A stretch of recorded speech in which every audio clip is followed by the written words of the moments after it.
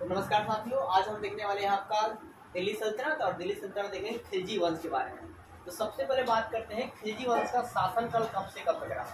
तो 1290 से लेकर 1320 तक, यानी कि टोटल खिलजी वंश ने कितना शासन किया, तो 30 साल ने शासन किया। फिर बात करते हैं खिलजी वंश की स्थापना किसने किया, तो जलालुद्दीन फिरोज खिलजी ने किया। और कितना साल जब जलालुद्दीन फिरोज खिलजी ने खिलजी वंश की स्थापना की, तब जलालुद्दीन फिरोज खिलजी जो है कितने वर्ष के हो चुके थे, तो 70 वर्ष के हो चुके थे। आपसे पूछ लिया जाएगा कि खिलजी वंश का शासनकाल कितना था, 1290 से 1230 तक। कितना वर्ष इन्होंने शासन किया, तो 30 वर्षों तक। किसने स्थापना किया, जलालुद्दीन फिरोज खिलजी ने किया। कितना वर्ष की उम्र में किया, तो 70 साल की उम्र में किया। फिर इन्होंने राजधानी अपनी क्या बनाई थी, तो किलो खड़ी बनाई थी, किलो खड़ी बनाई थी। अब किलो खड़ी कहाँ है, तो यूपी में है, मतलब उत्तर प्रदेश में। इस वंश पर कितने शासकों ने राज किया, तो 5 शासकों ने राज किया खिलजी वंश पर। फिर आपसे ये पूछा जाएगा कि इस समय क्या परिवर्तन देखने के लिए मिले, तो इस समय भारतीय सामाजिक और आर्थिक परिवर्तन के लिए देखने को मिला। मतलब समाज में भी बदलाव मिला और आर्थिक भी बदलाव हुए, मतलब धन दौलत भी ज्यादातर आया।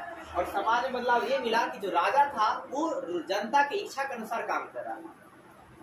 अब यहाँ पर है क्या, खिलजी क्रांति का सामान्य अर्थ क्या होता है, जाति और नस्ल की जो शासन व्यवस्था है उसे समाप्त कर दी जाए। मतलब एक जाति जो है हमेशा आते जा रहा है, या एक ही नस्ल के जो लोग शासन करते आ रहे हैं उनको समाप्त कर दिया। अलग अलग बदलाव होगा, तभी जाकर क्या होगा, कुछ अच्छा होगा। जैसे बिहार में भी आपका है क्या, खासकर आपका है क्या कि मतलब राजा जो है बनते हैं, चाहे लोकतंत्र में भी है, तो आपका परिवारवाद है। मतलब एक परिवार का जैसे आप देखेंगे श्री लालू प्रसाद यादव, फिर उसका मतलब भतीजा, चाहे उसका मतलब चाचा, ऐसे करके बनते चले आ रहे हैं। इसके वजह से क्या होता है कि विकास रुक जाता है।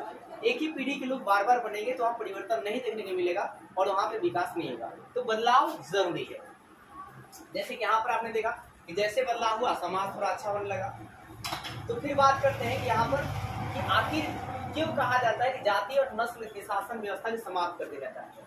तो यहाँ पर हुआ क्या कि पहले उच्च तुर्क शासन करते थे जो बड़े कास्ट के थे, लेकिन अब क्या था कि निम्न, इनके स्थान पर निम्न तुर्क जो थे, और निम्न तुर्क जो थे खिलजियों ने क्या किया, सत्ता को संभाल लिया। तो अब किस दम पर संभाला, तो अपने दम पर संभाला।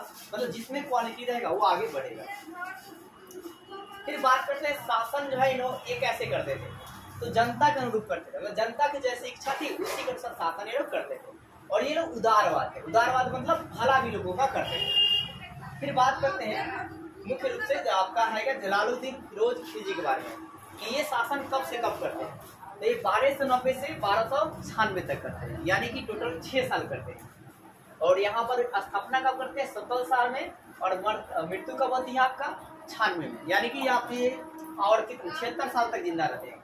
कौन, जलालुद्दीन फिरोज खिलजी।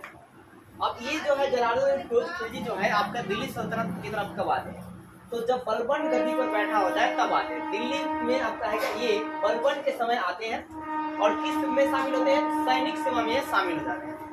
फिर आपका है क्या, ये कई बार जो है मंगोलों के आक्रमण का मुकाबला किए थे और मंगोलों को हराए भी थे। और उसके बाद इन्होंने क्या किया था, ये आपका है क्या, जो दिल्ली सल्तनत का अंतिम शासक था वो क्या था, कैकूबाद।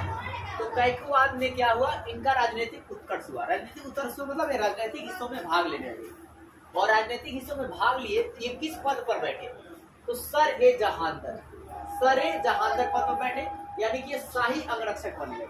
शाही अंगरक्षक मतलब जो राजा होता है उसका मतलब पूरी तरह से अंगरक्षक, अंग का मतलब रक्षा करने वाला। फिर जो है कैकूबाद ने इनको क्या कर दिया कि शाइस्ता खां की उपाधि दे दी।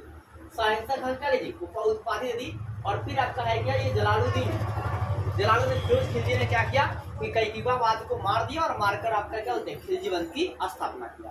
कब किया था, मैंने कहा कि 1290 में किया था।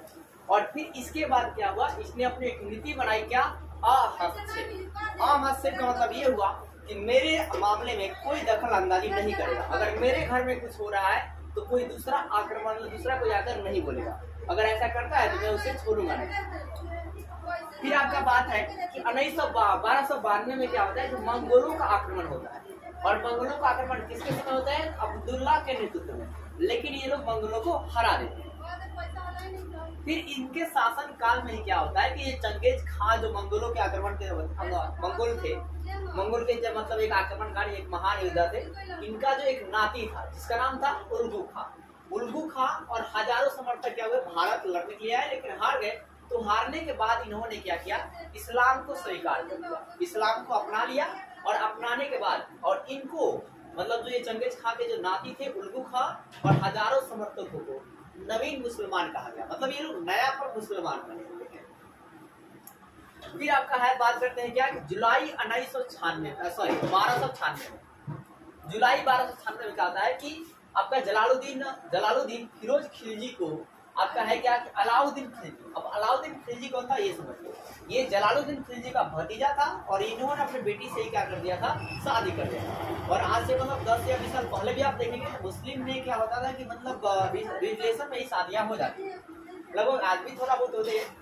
तो जलालुद्दीन जो था क्या था कि 1296 में जलालुद्दीन फिरोज खिलजी को क्या किया, अलाउद्दीन खिलजी ने धोखा से अपने एक इलाका बुलाया, कहा मणिकपुर, और मणिकपुर कहाँ पड़ता है, इलाहाबाद में।